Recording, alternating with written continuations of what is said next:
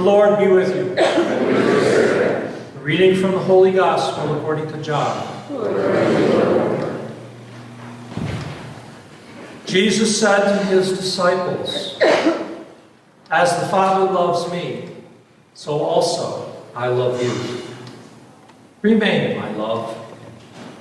If you know my commands, you will remain in my love, just as I have kept my Father's commandments and remain in his love.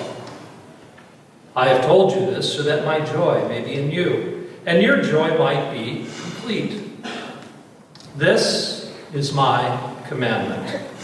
Love one another as I love you. No one has greater love than this, to lay down one's life for one's friends. You are my friends if you do what I command you. I no longer call you slaves, because a slave does not know what his master is doing. I have called you friends, because I have told you everything I have heard from my Father. It was not you who chose me, but I who chose you, and appointed you to go and bear fruit that will remain, so that whatever you ask the Father in my name, he may give to you. This I command you, love one another." The Gospel of the Lord. Praise to the Lord.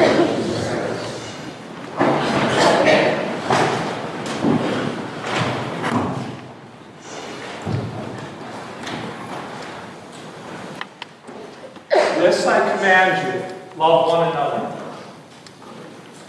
What does that mean? What does it mean for us to love one another? Jesus takes that a little step further. No greater love than this, that one lays down his life for his friends. Now in our world we see many people who lay down their lives for others. Soldiers, policemen, firemen, ambulance. Many people will take care of other people and lay down their lives. So in a sense that's a greater love. There's an even greater love that Jesus is talking about. He's talking about us laying down the lives that we have. Now, parents often see that. They lay down their lives for their children. They give up what they want to do for their children. But it's even greater than that. I call you my friends. When he talks about that, he's talking about it in such a way that means that we are connected at the heart. All of us are to be connected at the heart. Connected to one another in such a way that our heart beats with Christ. It moves with Christ. It moves for one another. Not only that, that greater love is about outside of here. Outside of these walls, for those who are, you don't think are connected, are still connected as the face of Christ to us. So what does it mean to have this greater love in laying down one's life? There was a man who, as a soldier, went to fight in a war. He was caught and he was a prisoner of war. His father had to bail him out and pay a ransom to get him back.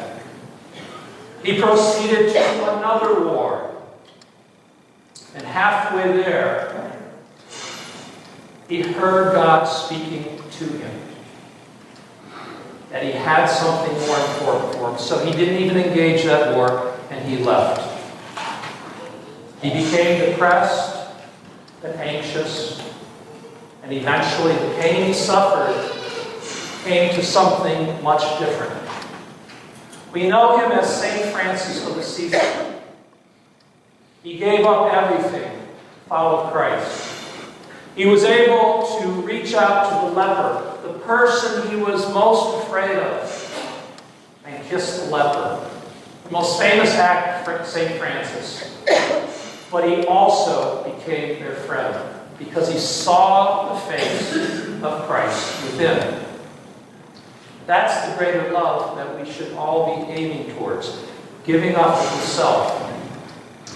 A mystic once said that We are to be like the flute, which Christ's beautiful music can play through to the world. Now think about it. What is a flute? It's a hollow tube. To be holy, the ancient word for holy actually meant to hollow out oneself, to get rid of that which does not belong. So we are just the tube. Christ's music plays through it. But if we're full of ourselves, if we're full of all the things that get in the way, there's no music coming out. So the first step we have to do is emptiness. But to get to emptiness, we have to recognize that God loves us. How do we recognize that God loves us? Gratefulness.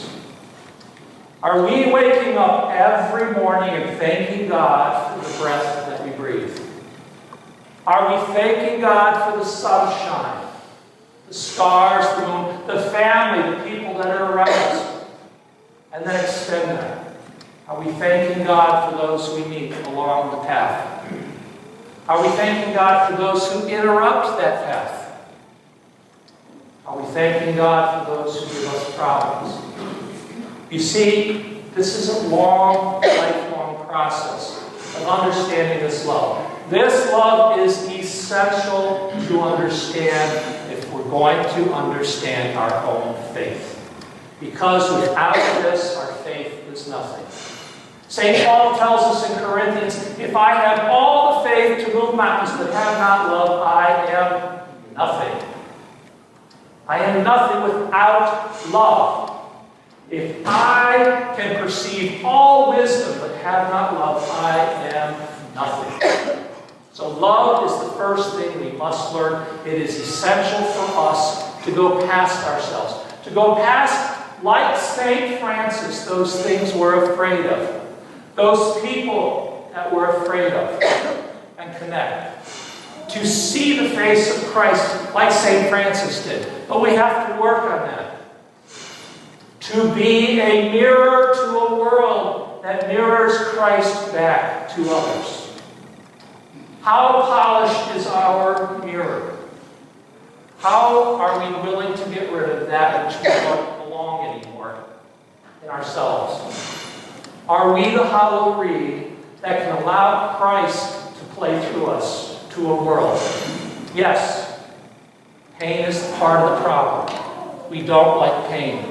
We don't like suffering. But that's the only way it happens. To remove that which doesn't belong is painful. Guess what? That's our faith. Jesus told us, take up the cross and follow me. Take up the instrument of your pain and your suffering and follow me. And that will open for you to see other people's pain. If we're stuck on ourselves, stuck in our own lives, we miss the point. How has Christ touched your life today? Are you grateful? And how do you reflect that back to the world? That's our job, each one of us, to reflect the love back to a world that so needs love.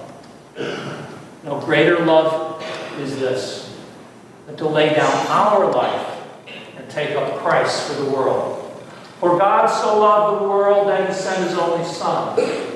For God so loved the world that he sent us into the world to carry his Son's message of love to the world.